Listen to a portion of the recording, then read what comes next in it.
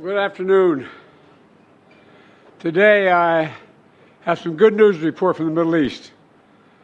I just spoke with the Prime Minister of Israel and Lebanon.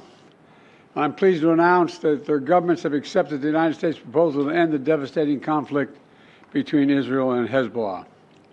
I want to thank President Macron of France for his partnership in reaching this moment. For nearly 14 months, a deadly conflict raged across the border that separates Israel and Lebanon. A conflict that began the day after the October 7 attack by Hamas on Israel. Hours later, at 2 a.m. in the morning, Hezbollah and other terrorist organizations backed by Iran attacked Israel in support of Hamas. Let's be clear, Israel did not launch this war. The Lebanese people did not seek that war either, nor did the United States. Over the past year, including the days immediately following October the 7th, I directed the U.S. military to flow assets and capabilities into the region, including aircraft carriers, fighter squadrons, and sophisticated air defense battery, to defend Israel and deter our common enemy at critical moments. Since the war with Hezbollah began, over 70,000 Israelis have been forced to live as refugees in their own country, helplessly watching their homes, their businesses, their communities as they're bombarded and destroyed. And over 300,000 Lebanese people have also been forced to live as refugees in their own country. In a war imposed on them by Hezbollah.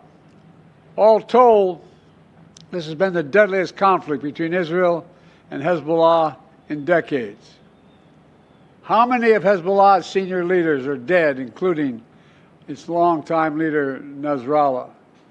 And Israel has destroyed Hezbollah's terrorist infrastructure in southern Lebanon as well, including miles of sophisticated tunnels, which were prepared for an October 7-style terrorist attack in northern Israel. But lasting security for the people of Israel and Lebanon cannot be achieved only on the battlefield. And that's why I directed my team to work with the governments of Israel and Lebanon to forge a ceasefire, to bring the conflict between Israel and Hezbollah to a close. Under the deal reached today, effective at 4 a.m. tomorrow local time, the fighting across the Lebanese-Israeli border will end. Will end. This is designed to be a permanent cessation of hostilities. What is left of Hezbollah and other terrorist organizations will not be allowed, I emphasize, will not be allowed to threaten the security of Israel again. Over the next 60 days, the Lebanese army and state security forces will deploy and take control of their own territory once again. Hezbollah terrorist infrastructure in southern Lebanon will not be allowed to be rebuilt. And over the next 60 days, Israel will gradually withdraw its remaining forces. And civilians on both sides will soon be able to safely return to their communities and begin to rebuild their homes, their schools, their farms, their businesses, and their very lives. We're determined this conflict will not be just another cycle of violence. And so the United States, with the full support of France and our other allies, has pledged to work with Israel and Lebanon to ensure that this arrangement is fully implemented, the agreement totally implemented. There will be no U.S. troops deployed in southern Lebanon. This is consistent with my commitment to the American people to not put U.S. troops in combat in this conflict. Instead, we, along with France and others, will provide the necessary assistance to make sure this deal is implemented fully and effectively. Let me be clear. If Hezbollah or anyone else breaks the deal and poses a direct threat to Israel, then Israel retains the right to self-defense consistent with international law, just like any country when facing a terrorist group pledged to that country's destruction. At the same time, this deal supports Lebanon's sovereignty, and so it heralds a new start for Lebanon, a country that I've seen most of over the years, a country with rich history and culture. If fully implemented, this deal can put Lebanon on a path toward a future that's worthy of its significant past. And just as the Lebanese people deserve a future of security and prosperity, so do the people of Gaza. They too deserve an end to the fighting and displacement. The people of Gaza have been through hell. Their world's absolutely shattered. Far too many civilians in Gaza have suffered, far too much. And Hamas has refused for months and months to negotiate a good faith ceasefire and a hostage deal. And so now Hamas has a choice to make. Their only way out is to release the hostages, including American citizens, which they hold.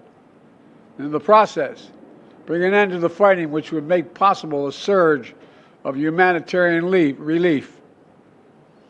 Over the coming days, the United States will make another push with Turkey, Egypt, Qatar, Israel, and others to achieve a ceasefire in Gaza. With the hostages released and the end of the war without Hamas in power, that becomes possible. As for the broader Middle East region, today's announcement brings us closer to realizing the affirmative agenda that I've been pushing forward during my entire presidency. A vision for the future of the Middle East where it's at peace and prosperous and integrated across borders. A future where Palestinians have a state of their own, one that fulfills its people's legitimate aspirations, one that cannot threaten Israel or harbor terrorist groups with backing from Iran. A future where Israelis and Palestinians enjoy equal measures of security, prosperity, and yes, dignity. To that end, the United States remains prepared to conclude a set of historic deals with Saudi Arabia, to include a security pact and economic assurances, together with a credible pathway for establishing a Palestinian state and the full normalization of relations between Saudi Arabia and Israel, a desire they both have. I believe this agenda remains possible, and in my remaining time in office, I'll work tirelessly to advance this vision for an integrated, secure, and prosperous region, all of which strengthens America's national security. Getting all this done will require making some hard choices. Israel has been bold on the battlefield. Iran and its proxies have paid a very heavy price. Now Israel must be bold in turning tactical gains against Iran and its proxies into a coherent strategy that secure Israel's long-term safety and advances a broader peace and prosperity in the region. Today's announcement is a critical step in advancing that vision, and so I applaud the courageous decision made by the leaders of Lebanon and Israel to end the violence. It reminds us that peace is possible. Say that again, peace is possible. As long as that is the case, I will not for a single moment stop working to achieve it. God bless you all. I'm sorry to keep you waiting so long. May God protect our troops. Thank you. Mr. President, will you get a ceasefire in Gaza before leaving office? Ask me how I get a ceasefire. I think so. Hold on. Praying. How is this push any different from the previous ones? You don't see that. It should be reported. What? Mr. President, what have you told the new administration?